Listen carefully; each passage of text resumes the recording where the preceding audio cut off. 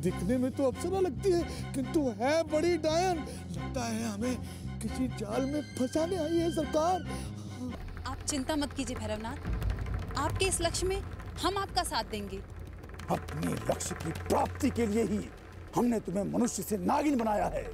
हमें जल्द से जल्द रूपनगर की ओर प्रस्थान करना चाहिए और मुझे पूरा भरोसा है कि कहीं ना कहीं पथ में हमें सूर्य प्रताप अवश्य मिल जाएंगे। अब हमें किसी पर विश्वास नहीं रहा। यहाँ कोई किसी से सत्य नहीं बोलता। तुम भी अपना रूप बदल बदल कर सामने आ जाती हो। लगता है तुम भी रूपनगर की कोई माया हो। रूपनगर का पथ तो हमारे गांव से होकर निकलता है। आप विपरीत दिशा में जा रहे हैं। आज तुमने एक ऐसे मनुष्य को हमें भेंट किया है जो 20-20 मनुष्यों के समान है।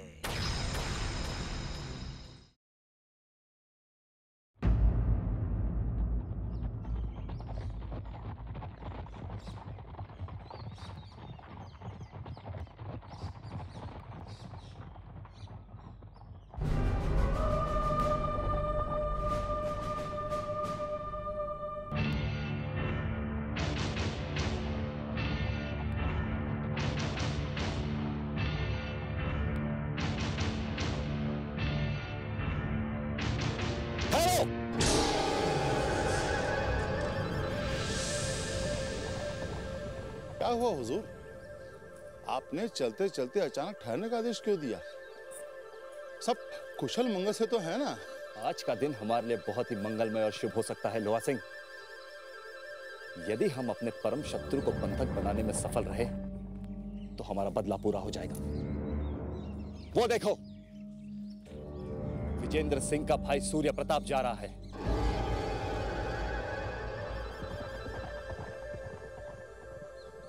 उसी महाशत्रु ने हमें पहाड़ की चोटी से नीचे गिराया था। उसी के कारण हम दुर्गेश्वरी के हाथों बंधक बने थे। हम वो यातना आज भी नहीं भुला सकते हैं जो सूर्य प्रताप ने हमें दी थी। आज भी भाई जी के सामने हमारा यह मस्तक शर्म से झुक जाता है। जो परमवीर सिंह रणभूमि में शत्रुओं का काल बन जाता है, उस महायोद्धा को एक बाहर से आए हुए युवराज ने मात दे दी। हुजूर, बड़े बुजुर्गों ने कहा है कि बीती ताही बिसार के आगे की सुध ले। जो बीत गया उसे भूल जाइए, क्योंकि अब इस अभागे युवराज की खैर नहीं। इस युवराज ने आपको जितना सताया है, ये लोहा सिंह उसे इतना तड़पाएगा कि रूपनगर की धरती भी कांप उठेगी। आपका ये लोहा सिंह आपको ये वचन देता है कि इस दुष्ट युवराज का शीश काट करके आपके चरणों में समर्पित कर दूंगा। ठहरो लोहा सिंह। शुभ कार्य के लिए जाते समय पीछे से टोका नहीं करते, अब शकुन होता है। यदि हम लोगों ने अभी भी बातों में समय नष्ट कर दिया तो ये युवराज दूर चला जाएगा। आप जानते हैं कि हम लोग रूपनगर की रहस्यमयी मायावी जंगलों में विचरण कर रहे हैं, और अगर अब ये युवराज हमसे दूर चला गया तो हमेशा के लिए हमारी दृष्टि से ओझल हो जाएगा। हम जानते हैं लोहा सिंह, किंतु तुम ये नहीं जानते कि जिस महायोद्धा का सामना करने तुम जा रहे हो वो तुम जैसे 10-10 योद्धाओं को अकेला मार सकता है। हमने अपने नेत्रों से उसकी शक्ति और शौर्य को देखा है। लगता है वो किसी चक्रवर्ती सम्राट का पुत्र है। इसीलिए उसे बल से नहीं, केवल छल से हराना होगा। छल से हो अथवा बल से, लोहे के बिना दोनों ही अधूरे हैं। यदि ये दुष्ट युवराज मुझसे अपने बल में वश में नहीं आया तो आप विश्वास रखिए कि ये मेरे छल के जाल में निश्चय ही फंसेगा। क्योंकि कहते हैं कि जहां पर बाहुबल काम में नहीं आता वहां बुद्धि का प्रयोग करना चाहिए। हमें तुम पर पूरा भरोसा है लोहा सिंह। यदि हम चाहते तो उस युवराज को फिर से ललकार सकते थे, किंतु अब हम रणभूमि के भीतर नहीं अपितु रणभूमि के बाहर से तुम्हें उस युवराज से लड़ता हुआ देखेंगे। यदि तुम जीत गए तो जलसा मनाएंगे, यदि हार गए तो अपनी तलवार से उस युवराज के टुकड़े टुकड़े कर देंगे। अन्यथा रूपनगर की रणभूमि में लड़ते लड़ते अपने प्राण निछावर कर देंगे। हुजूर, रूपनगर की भूमि तो रक्त रंजित अवश्य ही होगी, किंतु रक्त इस दुष्ट युवराज का होगा। मैं आपको वचन देता हूं कि आपका ये वफादार सेनापति लोहा सिंह इस दुष्ट युवराज का काल बन जाएगा। सैनिकों, चलो।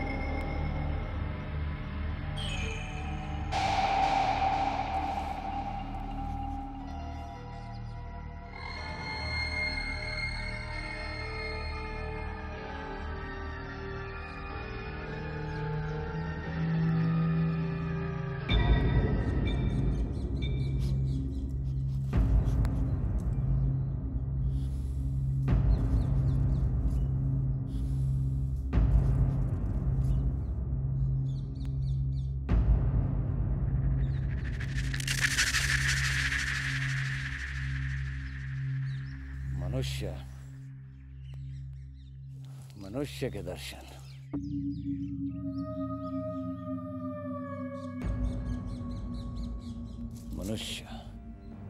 मनुष्य के दर्शन।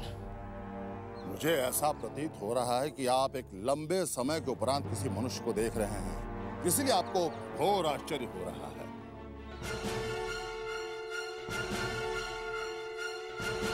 हमें इस जंगल में मनुष्य के सिवा किसी से कोई मतलब नहीं है। इसका तात्पर्य तो ये हुआ कि आप अपनी प्रजा से अगाध स्नेह करते हैं। क्या मैं आपसे पूछ सकता हूँ कि आप किस राज्य के युवराज हैं? हम कोई युवराज नहीं, हम तो अपने महाराज के एक तुच्छ सेवक हैं। ये क्या हो गया? वो परमवीर तो कह रहे थे कि ये कोई चक्रवर्ती सम्राट है, किंतु ये मनुष्य तो स्वयं को किसी का दास बता रहा है। कहीं ये हमारी शक्ति को तौल तो नहीं रहा है? आप चुप क्यों? आप तो वेशभूषा और आचार व्यवहार से ही किसी महायोद्धा की भांति प्रतीत होते हैं, और आप जैसा महायोद्धा स्वयं को किसी का दास बता रहा है, अब ये मेरे लिए आश्चर्य की बात है। यदि आप चिंतित हो रहे हैं कि आपको मुझसे किसी प्रकार की हानि हो सकती है, तो मैं पहले स्पष्ट कर देता हूं। मैं लोहा सिंह, राजकुमारी चंद्रमुखी का सेवक, और राजकुमारी के आदेशानुसार बाहर से आए हुए युवराजों का आतिथ्य संस्कार करने का कर्तव्य है हमारा। क्या मैं आपकी कोई सेवा कर सकता हूं? आप हमें राजा महाराजा या युवराज समझने की भूल मत कीजिए। हम तो एक साधारण से सेवक हैं। हमारे महाराज ही हमारे भगवान हैं। यदि आपको किसी की सहायता करनी है तो हमारे महाराज की कीजिए, जिन्हें इस समय मनुष्य की बहुत आवश्यकता है। ये जिसे महाराज कह रहा है, लगता है वो किसी राज्य का युवराज अथवा राजा है, किंतु इसे मनुष्यों की आवश्यकता क्यों पड़ गई? ये क्यों जंगल से पकड़ पकड़ करके लोगों को ले जा रहा है? कहीं ऐसा तो नहीं कि ये भी हमारे मंत्रीवर की भांति कोई गुप्त सेना बना रहा है? देखना होगा, नहीं तो कोई अनर्थ हो जाएगा। इससे तो मैं बाद में निपट ही लूंगा, पहले इसके उस महाराज से मिलना होगा। क्या सोच रहे हो मनुष्य? तुम्हें देखने के पश्चात तो हमें आदि मानव याद आए हैं। यदि हमारे महाराज ने तुम्हें एक बार देख लिया तो बेहद प्रसन्न होंगे। मैं भी यही सोच रहा था कि जब रूपनगर के इस जंगल में यहाँ तक चला ही आया हूँ तो चल करके आपके महाराज के भी दर्शन करता चलूं, जो मनुष्यों से इतना प्रेम करते हैं। कहाँ रहते हैं आपके महाराज? यहीं समीप मंदिर में पूजा कर रहे हैं। आइए मैं आपको मंदिर ले चलता हूँ। यदि आपने हमारे महाराज को एक बार देख लिया तो जिंदगी भर नहीं भूल पाएंगे। अच्छा और तुम्हारे महाराज ने भी यदि मुझे एक बार देख लिया तो भी अपने जीवन भर मुझे भूल नहीं पाएंगे, क्योंकि मैं जिसे भी रूपनगर के जंगल में एक बार देख लेता हूँ वो मुझे सदा याद रहता है। हमारे महाराज से मिलने के लिए मेरे अंदर की अधीरता बढ़ती जा रही है। आओ मेरे साथ, कुछ ही समय में हम महाराज के मठ में होंगे। आइए।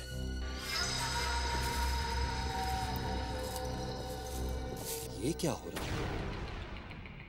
लोहा सिंह को लेकर घोर सूर्य प्रताप कहां जा रहा है? अवश्य दाल में कुछ काला है। गुप्त रूप से उनका पीछा करना होगा।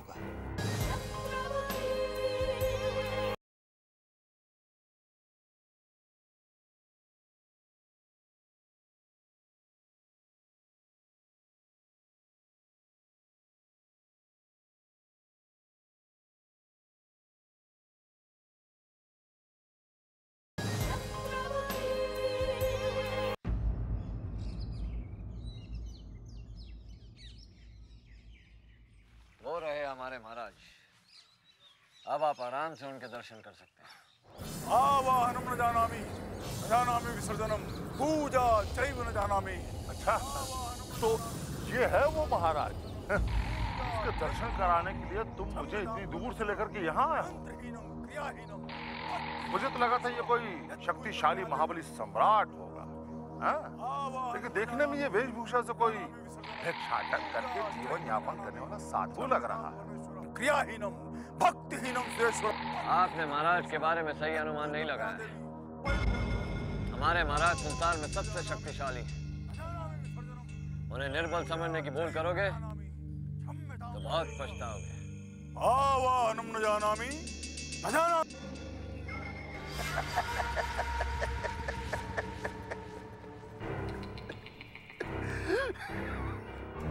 अब देखते हैं कि कौन पछताता है और किसे प्रसन्नता मिलती है। पूजा चैव न जानामि। तुम्हारे इस महाराज में इतनी शक्ति नहीं है कि लोहा सिंह से दृष्टि मिला सके। समझ जाते हो? देखो हमारे एक आदेश पे कैसे वो हमारे समीप तक चला आता है। देखो ऐ साधु हमारे समीप आओ। हम प्रसन्न हुए इतने सारे मनुष्यों का प्रसाद देखकर। अब हमारा कार्य बहुत आसान प्रतीत पड़ रहा है। राजकुमारी चंद्रमुखी अब हमसे अधिक दूर नहीं है। लगता है ये युवराज ही रूपनगर से सैनिकों को पकड़ कर लाया है। हम प्रसन्न हुए। भिक्षुक वहां खड़े खड़े सोच क्या रहे हो? लगता है तुमने हमारी आवाज नहीं सुनी। हम तुम्हें आदेश देते हैं तत्काल हमारे समीप आओ, अन्यथा तुम्हें घोर दंड मिलेगा। सुना? ये जोशीला लौह पुरुष रूपनगर के सैनिकों का सरदार लगता है। जो कार्य 10-10 व्यक्ति नहीं कर सकते हैं वो इस अकेले मनुष्य से किया जा सकता है। सुना था लातों के भूत बातों से नहीं मानते। आज देख भी लिया। लगता है आज तुम्हारी समाधि यहीं बनने वाली। भिक्षुक क्लिंग क्लिंग पट मूर्ध्वतिष्ठ जुजूम।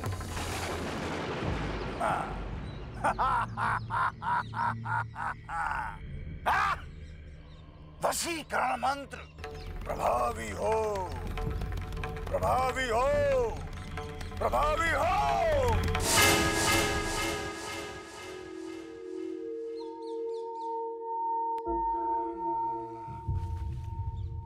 आदेश करे मेरे दाता, मुझे क्या कार्य करना है?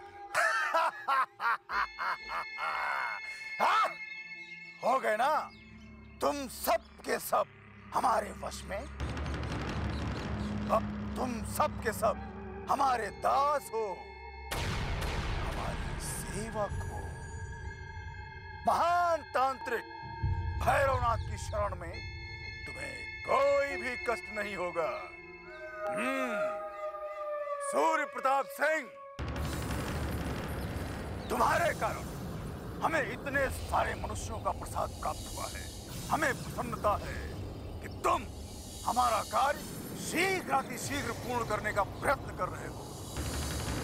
तुम्हारे बल और बुद्धि को देखकर हम प्रसन्न हुए। ये क्या हुआ? लोहा सिंह और सैनिक इस विचित्र मनुष्य के सामने अपना सर झुकाए क्यों खड़े हैं? हमें समझ नहीं आ रहा है, ये क्या माया है? महाबली, तुम हमारे लिए मनुष्यों को पकड़कर लाने का कार्य करोगे। तुम्हें रूपनगर के जंगलों से भटके हुए मनुष्यों को पकड़-पकड़कर हमारे मायावी मठ पर लाना होगा। गुरुदेव, रूपनगर के जंगलों में तो मैं बाद में जाऊंगा, किंतु यहाँ समीप ही एक मनुष्य छुपा बैठा है। यदि आप आदेश दें तो सबसे पहले मैं उसे ही पकड़कर आपके समक्ष उपस्थित करता हूँ। क्या? शुभाश शीघ्रम, तत्काल उस मनुष्य को पकड़कर हमारे समक्ष प्रस्तुत करो, जिसे तुम्हारी तीव्र दृष्टि ने देख लिया है। अब तनिक भी विलंब मत करो। जाओ दास, जाओ। हमें कुछ विशेष कार्य हेतु प्रेत आत्माओं का आवाहन करना है। जाओ। मैं अभी गया और अभी आया। चलो सैनिकों। सूर्य प्रताप सिंह, तुम हमारा कार्य पूर्ण करने के लिए ही इस मायावी जंगल में आए हो। हम तुम्हारे कार्य से प्रसन्न होकर तुम्हें उपहार देंगे और तुम्हारे मनोवांछित उद्देश्य को प्राप्त करने हेतु तुम्हारा उचित मार्गदर्शन भी करेंगे। हमें पूर्ण विश्वास है कि हमारी मनोकामना बहुत ही शीघ्र पूर्ण होने वाली है। जय महाकाल।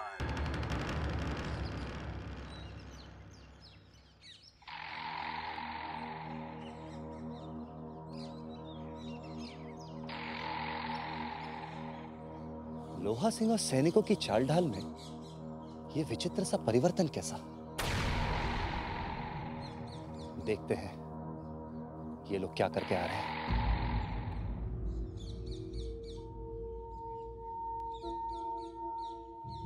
ऐसे क्या देख रहे हो लोहा सिंह?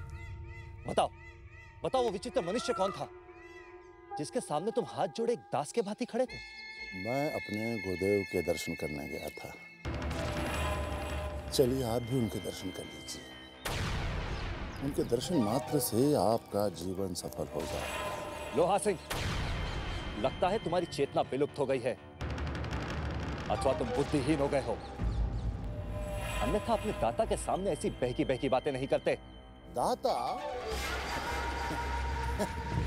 मेरे दाता आप नहीं, मेरे आदरणीय परम पूजनीय गुरुदेव हैं। मैं उनके अतिरिक्त किसी का भी आदेश मानने को बाध्य नहीं हूं। आइए चलिए, चल करके उनके चरण छू करके आशीर्वाद ले लीजिए, आपके सारे पाप धुल जाएंगे।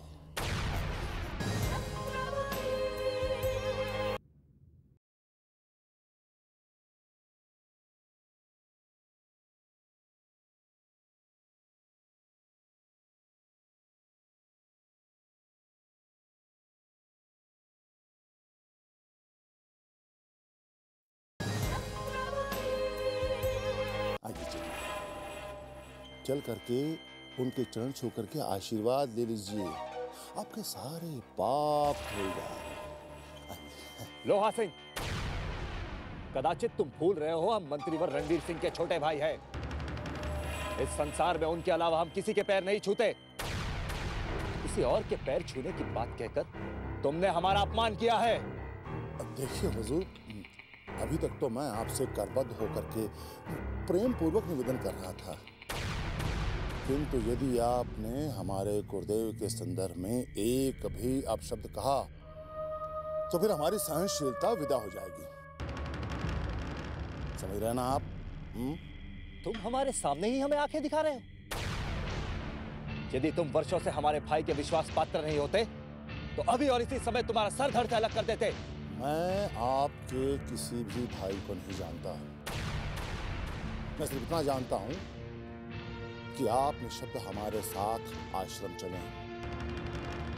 यदि आपने किसी भी प्रकार का बल प्रयोग किया तो हम आपको उठा के ले जाएंगे।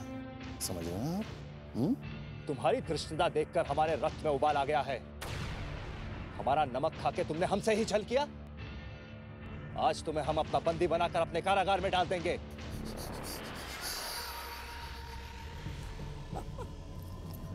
तुम हमें बंधक बनाओगे? हमें? हमारा नाम लोहा सिंह है, लोहा सिंह। लोहा सिंह जो सिर्फ लोहा लेना जानता है।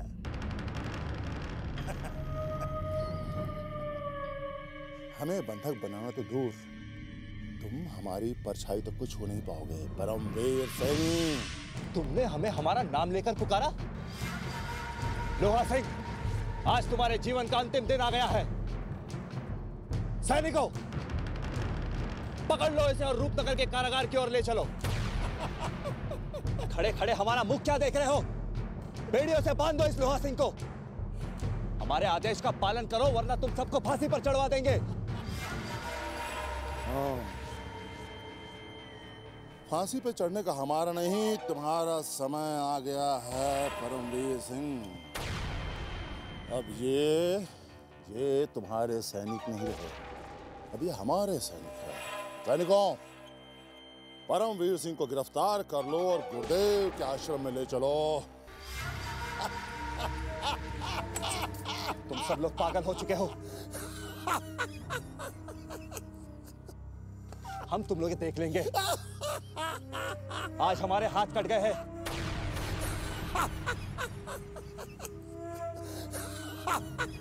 इसीलिए हम पीछे हट रहे हैं, किंतु भाई जी से कहकर हम तुम सबके हाथ पैर कटवा देंगे।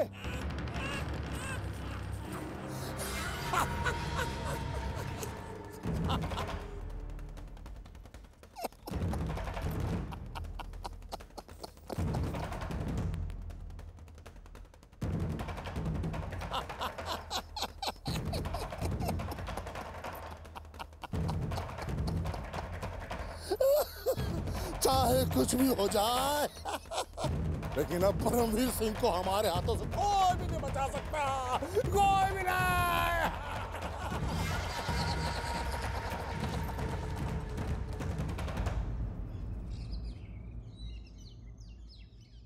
ये तुम कैसी सूचना लाए हो परमवीर? जो लोहा सिंह हमारे एक इशारे पर किसी भी शत्रु का सर उसके धड़ से अलग कर सकता है, भला वो तुम पर आक्रमण कैसे कर सकता है? लोहा सिंह और उसके सैनिक पागल हो गए भाई जी। यदि हम अपने प्राण बचाकर जंगल से नहीं भागते तो हमारा वध कर देता, अन्यथा उस जादूगर के हाथों हमें अपना बंधक बनवा देता। तुम कौन से विचित्र साधु की बात कर रहे हो परमवीर?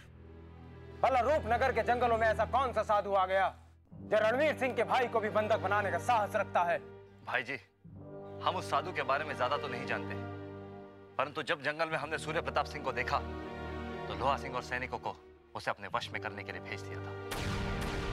पर सूर्य प्रताप तो लोहा सिंह को लेकर किसी साधु के मठ पर चला गया, और जैसे ही लोहा सिंह ने उस साधु को देखा तो अपने घुटनों पर गिरकर उसे प्रणाम करने लगा। फिर पता नहीं उस साधु ने उससे क्या कहा कि वो हमारे पास आकर हमें उस साधु से मिलने के लिए विवश करने लगा। और तुम्हारे नहीं मानने पर लोहा सिंह ने तुम पर आक्रमण कर दिया। हमने तो ऐसे विचित्र प्राणी के बारे में कभी नहीं सुना है जो देखते ही देखते किसी को अपने वश में कर लेता है। तुमने नहीं सुना होगा, किंतु हम जान गए हैं कि वो साधु कौन है। जिसे तुम लोग साधु समझ रहे हो वो साधु नहीं अपितु एक दुष्ट जादूगर है।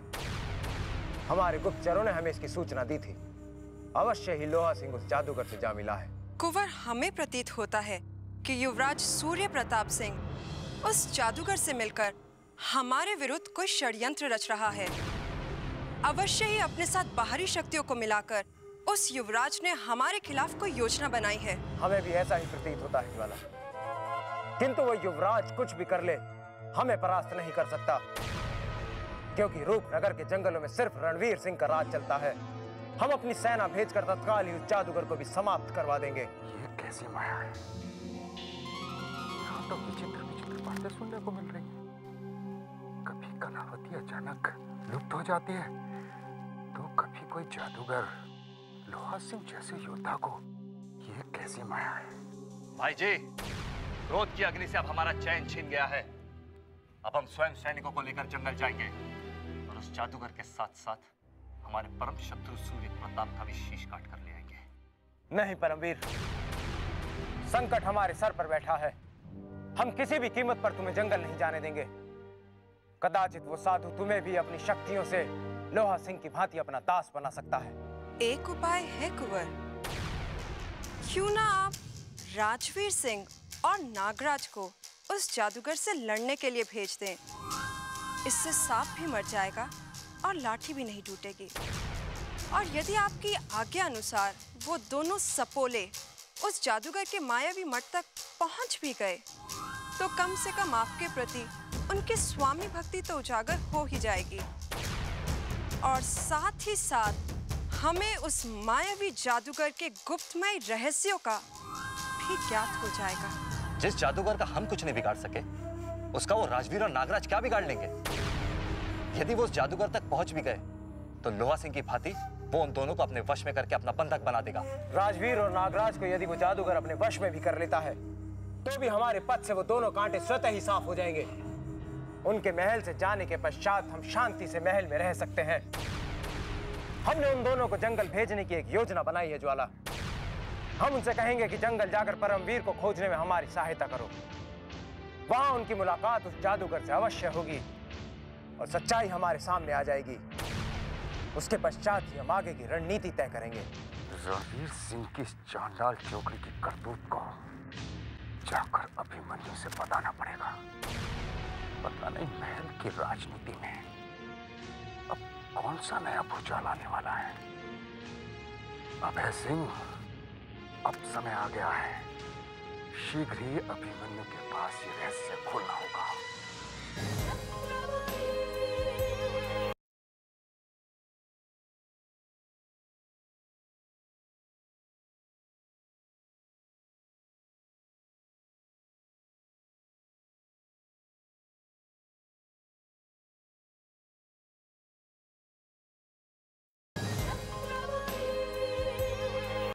अभय सिंह कभी कोई कच्चा कार्य नहीं करता है। मैं जो गुप्त सूचना लाया हूँ वो 16 आने सत्य है। किंतु यह सत्य कैसे हो सकता है? रणवीर सिंह का दाहिना हाथ महाबली लोहा सिंह इतना उद्दंड कैसे हो सकता है? अपने ही दाता पर आक्रमण करने का दुस्साहस कैसे कर सकता है? यही तो सत्य है हुजूर। जब पहली बार मैंने भी सुना था तो मुझे भी घोर आश्चर्य हुआ था। जब शनै शनै मैंने रणवीर सिंह और परमवीर सिंह की बातें सुनी तो मुझे विश्वास हो गया। अब देखना हुजूर, राजनीति का वो चाणक्य रणवीर सिंह अपने शत्रुओं के साथ ऐसी घातक राजनीति खेलेगा जिसमें फंसकर राजवीर और नागराज अकाल मृत्यु को प्राप्त हो जाएंगे। अकाल मृत्यु को प्राप्त हो जाएंगे? कौन उन्हें समाप्त कर सकता है? जादूगर विचित्र सिंह। उसके सामने किसी महाबली की शक्ति नहीं चलती है हुजूर, क्योंकि जादू शक्ति के सामने तलवार की धार भी कुंद पड़ जाती है। चतुर रणवीर सिंह ने एक तीर में 2-2 शिकार किए हैं। उस जादूगर को खोजने के लिए रणवीर सिंह ने राजवीर सिंह और नागराज को जंगल में भेजने की योजना बनाई है। यदि वो दोनों बच गए तो रणवीर सिंह को उस जादूगर का भेद मिल जाएगा, और यदि वो उसके वश में आ गए तो रणवीर सिंह के 2 शत्रु कम हो जाएंगे। अब समझे ना हुजूर, पूर्व मंत्रीवर रणवीर सिंह ने राजवीर सिंह और उनके पिछलग्गू सपोले नागराज को कैसी धूल चटाई है। हमें इन बातों से क्या मतलब है? तुम आगे की गुप्त सूचना कब लाओगे? जैसे ही रणवीर सिंह कोई नया षड्यंत्र रचेगा, मैं उसके गुप्त ठिकाने पर पहुंच जाऊंगा। एक बात समझ में नहीं हुजूर, ये कलावती के पलायन का रहस्य क्या है? वो होती थी तो मुझे उपहार मांगने की आवश्यकता ही नहीं पड़ती थी। तुम्हें बिना मांगे उपहार मिलते रहेंगे, किंतु तुम शीघ्र से शीघ्र यह सूचना लेकर आओ कि रणवीर सिंह नई योजना क्या बना रहा है।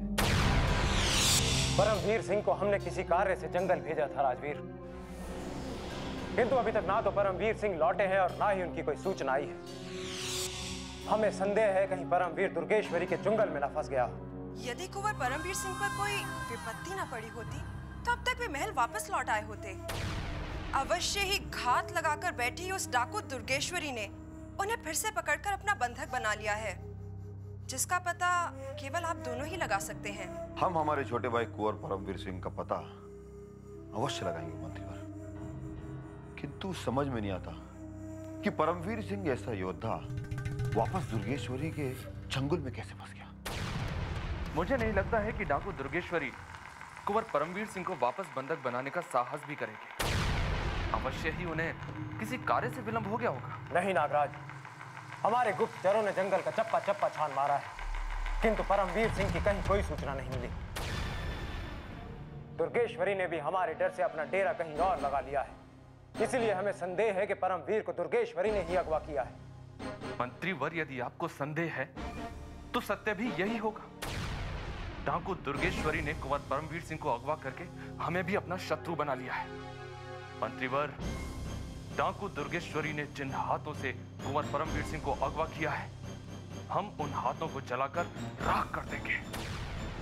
मंत्रीवर, यदि दुर्गेश्वरी ने दुस्साहस किया है तो हम उसे जीवित नहीं छोड़ेंगे। एक महिला डाकू ने इतना साहस कैसे किया? हम दुर्गेश्वरी और उसके गिरोह को समाप्त कर देंगे। हमें आपसे यही आशा थी राजवीर सिंह। भले ही महल की राजनीति हमें आपका प्रतिद्वंदी मानती हो, किंतु हम आपको अपना शुभचिंतक ही मानते हैं। हमें आशा है कि आप इस विपत्ति के समय में हमारी सहायता अवश्य करें। आपकी आज्ञा का पालन करना हमारा धर्म है। राजनीति तो एक भाई को दूसरे भाई का शत्रु बना देती है, किंतु हम आपके भरोसेमंद रहेंगे। यदि दुर्गेश्वरी ने हमारे छोटे भाई को अगवा करने का दुस्साहस किया है तो उसने यमराज को ललकारा है। हम उसको तड़पा तड़पा कर समाप्त कर देंगे। हम आपको कष्टों में पड़ा नहीं देख सकते मंत्रीवर। आप दोनों का उत्साह और क्रोध देखकर तो लगता है कि अब तो कुंवर परमवीर सिंह की रिहाई निश्चित हो गई है। और वैसे भी यदि आप जैसे महाबली और सच्चे मंत्रियों का साथ मिलता रहे तो कुंवर रणवीर सिंह को कभी किसी कष्ट का सामना नहीं करना पड़ेगा। वैसे भी कुंवर रणवीर सिंह तो आप दोनों को अपने भाई परमवीर के जैसा ही मानते हैं, इसीलिए तो महल के सारे मंत्रियों को छोड़कर उन्होंने इस काम के लिए सिर्फ आप दोनों को ही याद किया है। हम मंत्रीवर का भरोसा बनाए रखेंगे। हमारा सौभाग्य है कि मंत्रीवर ने हमें विपत्ति के समय याद किया। सच्चे हितैषी सदैव संकट के समय ही काम आते हैं। विश्वास रखिए मंत्रीवर, डाकू दुर्गेश्वरी हमारे रहते कुंवर परमवीर सिंह का कुछ भी नहीं बिगाड़ पाएगी। अब हम परमवीर सिंह की चिंता से मुक्त हो गए हैं। हमें पूर्ण विश्वास है परमवीर जहां भी होंगे आप उनका पता लगा लेंगे। आप दोनों शीघ्र से शीघ्र जंगल जाने की तैयारी कीजिए। हमें पूरी आशा है जब आप वापस आएंगे तो परमवीर सिंह को साथ लेकर ही आएंगे। अवश्य मंत्रीवर, हमारे साथ कुंवर परमवीर सिंह भी होगा और उसके साथ साथ उस उद्दंड दुर्गेश्वरी का कटा हुआ मस्तक भी होगा। हमें आज्ञा दीजिए, हम शीघ्र से शीघ्र ये कार्य पूरा कर लेना चाहते हैं। जाओ राजवीर, नागराज के साथ मिलकर दुर्गेश्वरी को समाप्त कर दो। जितने भी सैनिक ले जाना चाहते हो अपने साथ ले जाओ, किंतु याद रहे दुर्गेश्वरी के गिरोह का एक भी सदस्य जीवित नहीं बचना चाहिए। नहीं बचेगा मंत्रीवर। जब राजवीर सिंह का कहर दुर्गेश्वरी के ठिकाने पर पड़ेगा तो वहां मृत्यु का साम्राज्य होगा। दुर्गेश्वरी के ठिकाने को हम शमशान बनाकर ही वापस लौटेंगे। चलो नागराज। प्रणाम मंत्रीवर। वाह कुंवर, तलवार के साथ साथ बुद्धिमता का तीर चलाना भी तुम बखूबी जानते हो। बेचारे नागराज और राजवीर को हंसते हंसते बलि का बकरा तुमने यूं बनाया है कि हमें नहीं लगता जंगल में जाने के पश्चात वे बेचारे वापस कभी महल में लौट पाएंगे। यदि जीवित महल लौट आते हैं तो भी हमारा उद्देश्य पूर्ण होता है, और यदि मारे जाते हैं तो भी हमारे कलेजे को ठंडक मिलती है। राजवीर और नागराज दोनों ने ही हमें बहुत कष्ट दिए हैं।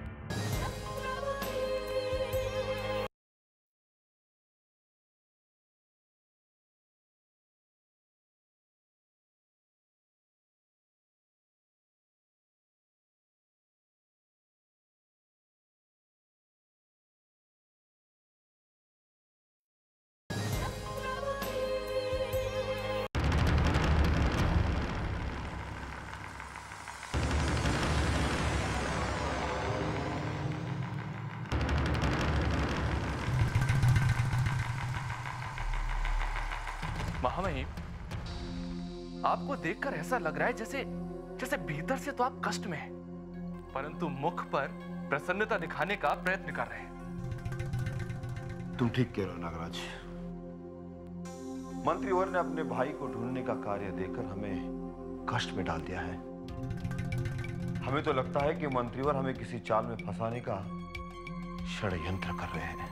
महामहिम, आपने तो मेरे मुख से जैसे शब्द ही छीन लिए हो।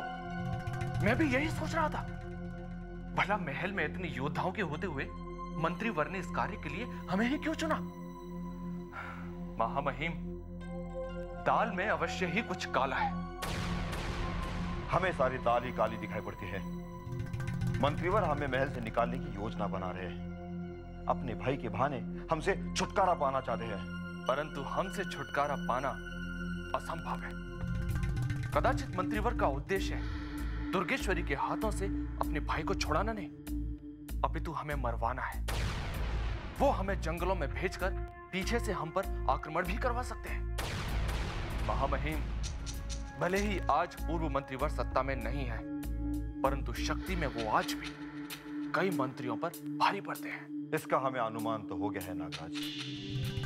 मंत्रीवर के सामने हमें दुर्गेश्वरी पर आक्रमण करने की चुनौती तो स्वीकार कर ली है, परंतु दुर्गेश्वरी पर आक्रमण करने की मूर्खता हम कभी नहीं करेंगे। महामहिम, यदि आपने उनके वचन को पूरा नहीं किया तो वो क्रोधित हो जाएंगे, हमें स्वार्थी समझकर हमारे विरुद्ध कोई षड्यंत्र करेंगे। जब से हमने मंत्रीवर का सिंहासन हथिया लिया है, वो हमारे विरुद्ध षड्यंत्र तो कर ही रहे हैं। हमें अपने बचाव के लिए कोई योजना बनानी होगी नागराज। महामहिम, यदि आप कहें तो हम अपने सबसे भरोसेमंद सैनिक मंगल सिंह को जंगल में भेज सकते हैं। वो जंगल में रहकर गुप्त रूप से ये पता लगाएगा कि दुर्गेश्वरी ने परमवीर सिंह को अगवा किया भी है अथवा मंत्रीवर हमसे असत्य कह रहे हैं। यदि इसके पश्चात हम आगे की रणनीति पर कार्य करेंगे तो हमारे हित में अच्छा होगा, अन्यथा हो सकता है कि हम अकाल मृत्यु को प्राप्त हो जाएं। तुम ठीक कह रहे हो नागराज। तुम्हारे जैसे स्वामी भक्त होते हुए हमें चिंता करने की क्या आवश्यकता है। मंत्रीवर के इस नए षड्यंत्र का रहस्य खोलने के लिए तुम्हें अपनी बुद्धि का उपयोग करना होगा। याद रखना नागराज, ज्वाला जब मंत्रीवर के साथ रहती है तो मंत्रीवर को अपने शत्रुओं के नाश के सिवा कुछ नहीं सोचता है। मंत्रीवर से निपटने के पश्चात हमें ज्वाला को उसका स्थान दिखलाना है। उनके साथ रहते रहते वो बहुत उड़ने लगी है, उसके पर कतरने होंगे। महामहिम, मंत्रीवर से निपटने के पश्चात ज्वाला जैसी निर्बल युवती को अपने पद से हटाना कौन सा बड़ा कार्य है।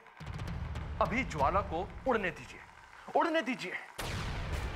जिस दिन वो हमसे ऊंची उड़ान भरेगी उस दिन ये नागराज उस ज्वाला पर अपना सारा विष उगल देगा। फिर देखिएगा, हमारे पथ में कोई बाधा नहीं रहेगी, कोई नहीं।